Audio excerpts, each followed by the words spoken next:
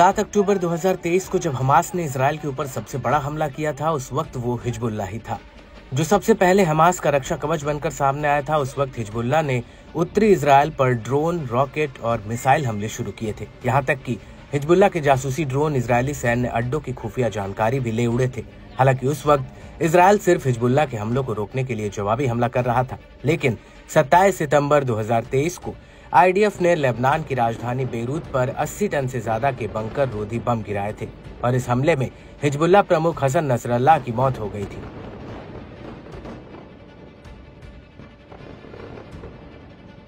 और इसके बाद आईडीएफ ने नसरल्लाह के उत्तराधिकारी सैयद हाशेम सैफुद्दीन को भी ढेर कर दिया था।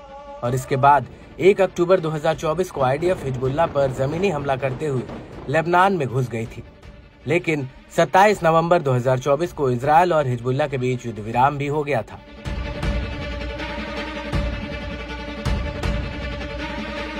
हालांकि युद्ध रुकने के बाद ये नहीं पता चला था कि नसरल्लाह और सैफुद्दीन का अंतिम संस्कार किया गया है या नहीं, लेकिन उस वक्त हिजबुल्लाह ने कहा था कि उसने नसरल्लाह का अंतिम संस्कार कर दिया था।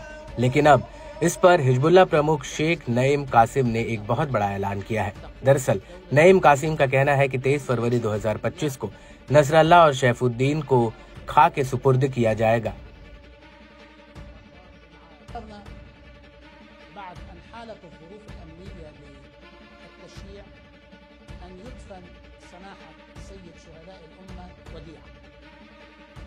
وبعد أن دفن وديعة كل هذه الفترة ارتأينا أن نختار يوم 23 إشباط।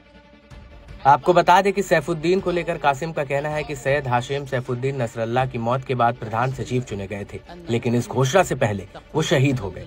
लेकिन इस सब के बीच बड़ी बात यह है कि हिजबुल्लाह प्रमुख ने इस अंतिम संस्कार समारोह के लिए हम अपनी प्रतिज्ञा पर कायम है का नारा भी दिया है। कासिम का कहना है कि नसरल्लाह और हाशिम सैफुद्दीन के अंतिम संस्कार वाले दिन हमने इस नारे को चुना है।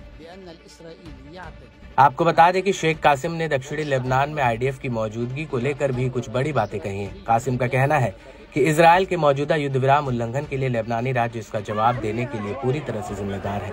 लेबनानी सरकार को मध्यस्थतों के जरिए इजराइल के ऊपर दबाव बनाना जारी रखना चाहिए ताकि इजराइल युद्ध विराम समझौते का उल्लंघन करना बंद करे। कासिम का कहना है कि ये न सिर्फ समझौते का उल्लंघन है, बल्कि शुरुआती कार्रवाई के रूप में इसका जवाब भी दिया जाना चाहिए। कासिम का ये भी कहना है कि अमेरिका को अपना वादा पूरा करना चाहिए, क्योंकि वो इस मामले में इजराइल का गारंटर है। अमेरिका को इजराइल के ऊपर दबाव डालना चाहिए ताकि वो समझौते को लागू करे। शेख कासिम के मुताबिक अब प्रतिरोध की अपनी प्रतिबद्धता से बंधे हुए हैं। प्रतिरोध एक रास्ता और एक विकल्प है। तुम सही समय पर अपने आकलन के हिसाब से कार्य करते हैं।